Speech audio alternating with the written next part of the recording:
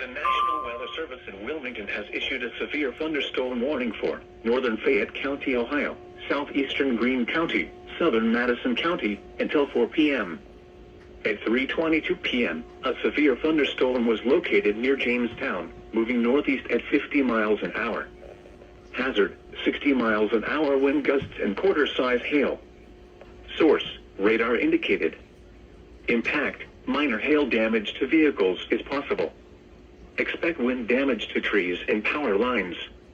Locations impacted include London, Jamestown, Mount Sterling, Jeffersonville, New Jasper, South Solon, Midway, Bowersville, Milledgeville, Octa, Paintersville, Newport, Chenoweth, Interstate 71 at State Route 38, Rosemore, Middleton Corner, Madison Mills, Gladstone, Madison Lake and Bookwalter.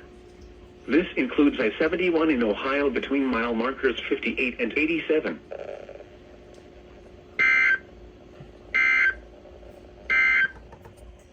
A tornado warning remains in effect until 3:45 p.m. for south central Clark and northeastern Greene counties.